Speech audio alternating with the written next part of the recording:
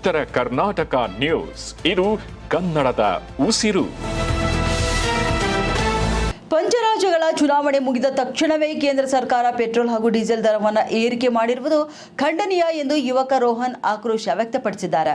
ಈ ಕುರಿತು ಉತ್ತರ ಕರ್ನಾಟಕ ಸುದ್ದಿವಾಹಿನಿಯೊಂದಿಗೆ ಮಾತನಾಡಿದ ಅವರು, ಈಗಾಗಲೇ ಅಗತ್ಯ ವಸ್ತುಗಳ ಬೆಲೆ ಏರಿಕೆಯಿಂದ ಜನಸಾಮಾನ್ಯರು ಸಂಕಷ್ಟ ಅನುಭವಿಸುತ್ತಿದ್ದಾರೆ. ಇಂಧನ ದರ ಹೆಚ್ಚಳವು ಕೂಡ ಮತ್ತಷ್ಟು ಹೊರೆ ತಂದಿದೆ ಎಂದು ತಿಳಿಸಿದ್ದಾರೆ. ಪೆಟ್ರೋಲ್ ಹಾಗೂ ಡೀಸೆಲ್ ದರ ಏರಿಕೆಯಿಂದ ಸಾರಿಗೆ ವ್ಯವಸ್ಥೆ ಮೇಲೂ ಕೂಡ ದುಷ್ಪರಿಣಾಮ ಉಂಟಾಗಲಿದ್ದು, ಬಸ್, ಲಾರಿ ಹಾಗೂ ಖಾಸಗಿ ವಾಹನಗಳ ಪ್ರಯಾಣ ದರ ಹೆಚ್ಚುವ ಸಾಧ್ಯತೆ ಇದೆ ಎಂದು ಆತಂಕ ವ್ಯಕ್ತಪಡಿಸಿದ್ದಾರೆ. ಇಂಧನ ದರ ಏರಿಕೆಯಿಂದ ರೈತರು, ಕೂಲಿ ಕಾರ್ಮಿಕರು, ಮಧ್ಯಮ ವರ್ಗದ ಜನರು ಹಾಗೂ ಸಣ್ಣ ವ್ಯಾಪಾರಸ್ಥರು ಕೂಡ ಹೆಚ್ಚಿನ ತೊಂದರೆ ಅನುಭವಿಸುವಂತಾಗಿದೆ ಎಂದು ತಿಳಿಸಿದ್ದಾರೆ. ಚುನಾವಣೆ ಸಮಯದಲ್ಲಿ ಜನಪರ ಮಾತುಗಳನ್ನಾಡುವ ಸರ್ಕಾರ ಚುನಾವಣೆ ಬಳಿಕ ಜನರ ಮೇಲೆಯೇ ಬೆಲೆ ಏರಿಕೆಯ ಭಾರ ಹಾಕ್ತಿರುವುದು ಸರಿಯಲ್ಲ ಎಂದು ಟೀಕೆ ಮಾಡಿದ್ದಾರೆ. ತಕ್ಷಣವೇ ಕೇಂದ್ರ ಸರ್ಕಾರ ಪೆಟ್ರೋಲ್ ಮತ್ತು ಡೀಸೆಲ್ ದರ ಏರಿಕೆಯನ್ನು ಹಿಂಪಡೆದು ಜನಸಾಮಾನ್ಯರಿಗೆ ಪರಿಹಾರ ನೀಡಬೇಕು ಎಂದು ರೋಹನ್ ಆಗ್ರಹಿಸಿದ್ದಾರೆ.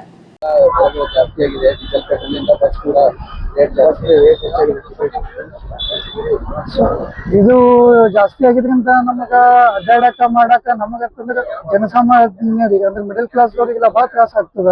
ಇದು ಜಸ್ಟ್ ಟ್ರಾವೆಲಿಂಗ್ ಅಷ್ಟೆಲ್ಲ, ಇದರಿಂತಿಲ್ಲ ಡೀಸೆಲ್ ರೇಟ್ ಆಯ್ತಂದ್ರಿಲ್ಲ ಎಲ್ಲ ನಮ್ದು ತಿನ್ನ ಅಕ್ಕಿ ಬ್ಯಾಳಿ ಹಿಡ್ಕೊಂಡೇನೋ ಎಲ್ಲ ದರಗಳೆಲ್ಲ ಹೆಚ್ಚಿಗೆ ಆಗ್ತಾವ. ಯಾಕಂತಂದ್ರಿಲ್ಲ ಟ್ರಾನ್ಸ್ಪೋರ್ಟೇಷನ್ ಮೇನ್ ಅದ, ಟ್ರಾನ್ಸ್ಪೋರ್ಟೇಷನ್ ಡೀಸೆಲ್ ಮ್ಯಾಗ ಅದ. ಎಲ್ಲೋ ವಾರ್ ಆಗ್ಲಿಕ್ಕತ್ತದ, ಎಲ್ಲೋ ಇದು ಮಾಡ್ಲಿಕ್ಕತ್ತದ. ನಾವು ಮುಂಚೆ ರಷ್ಯಾ, ಇರಾನ್ ಕಡೆಯಿಂದೆಲ್ಲ ಆಯಿಲ್ ತಗೋತಿದ್ವಿ, ಈಗ ಯಾಕೆ ನಾವು ತಗೊಂಗಿಲ್ಲ? ಈಗ ಏನೋ ಡೀಲ್ಸ್ ಅವ ಅವು ಇವು, ಅದಕ್ಕೆಲ್ಲ ರೆಕ್ಟಿಫೈ ಮಾಡ್ಕೊಂಡಿಲ್ಲ, ಸೀದಾ ಮಾಡಿ ನಮಗೆಲ್ಲ ಮೊದ್ಲಿನ ಗತ್ಲೆ US ಬಿಟ್ಟು ರಷ್ಯಾ ಮತ್ತು ಇವ್ರುಗಳನ್ನ ತೊಗೊಂಡ್ವಿ ಅಂದ್ರಲ್ಲ ನಮ್ದು ದರ ನಮ್ದು ಇದಾಗ್ತದ. ಜನಸಾಮಾನ್ಯರಿಗೆ ಬರೀ ಇರೋದು ಎಷ್ಟು ಮಟ್ಟಿಗೆ ಸರಿ?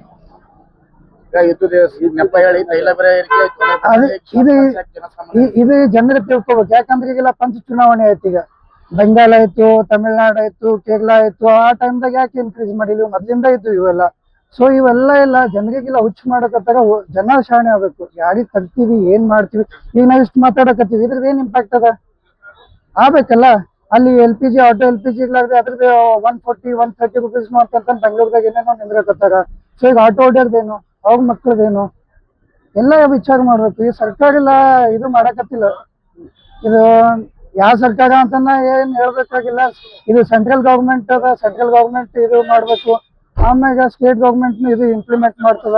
ಬಟ್ ಅದ್ರ ನಮ್ದು ಸ್ಟೇಟ್ ಗೌರ್ಮೆಂಟ್ ಒಂದ್ ಸ್ವಲ್ಪ ಚಲೋ ಅದ ಅಂತೀನ. ಯಾಕಂತಂದ್ರ ಇವು ಇಂಪ್ಲಿಮೆಂಟ್ಸ್ ಆದ್ರೆ ಅಭಿವೃದ್ಧಿ ಇವ್ರನ್ನು ಮಾಡ್ಬೇಕು. ಸ್ವಲ್ಪ ಕೇಂದ್ರ ಸರ್ಕಾರಕ್ಕೆ ಏನ್ ಸಲಹೆ ಕೊಡ್ತಾರೆ? ಸಲಹೆ ಏನ್ರಿ, ಅವರೆಲ್ಲ ದೊಡ್ಡವ್ರ, ಅವ್ರಿಗೆ ತಿಳಿತದ. ನಾವೆಲ್ಲ ಜನರಿಗೆ ನೋಡ್ರಿ, ನಿಮ್ದು ಹೊಟ್ಟಿ ನೀವು ತುಂಬ್ಕೋಬೇಡ್ರಿ. ಹಸ್ತ ರೊಟ್ಟಿ ನೋಡ್ರಿ, ನಿಮ್ ಹೊಟ್ಟಿ ತುಂಬಿದದ, ಜನದ ಹೊಟ್ಟಿನ ಹೊಡಿಬೇಡ್ರಿ. ಈಗ ಇದು ದಡದಿಂದ ಸಿವಿಲ್ ಕಾಂಟ್ರಾಕ್ಟ್ ಆಗ್ಲಿ ಎಲ್ಲ ಆಗ್ತದ್ರಿ. ನಾವ್ ಒಬ್ಬ ಕಾಂಟ್ರಾಕ್ಟ್ ಆಗಿದ್ದೀನಿ, ಎಲ್ಲ ಹಿಂಗ್ ಇದು ಆಗ್ತದ. ಎಲ್ಲ ನಮ್ ಮಾಲ್ ಮೆಟೀರಿಯಲ್ ಎಲ್ಲ ಇದಾಯ್ತ, ನಮ್ ಪ್ರಾಫಿಟ್ ಈಗ ಎಲ್ಲಾನು ಅದ್ರಾಗ ಏನೇನೋ ಇರ್ತಾವ. ನನ್ನ ಹೆಸರು ರೋಹನ್ ಅಂತ.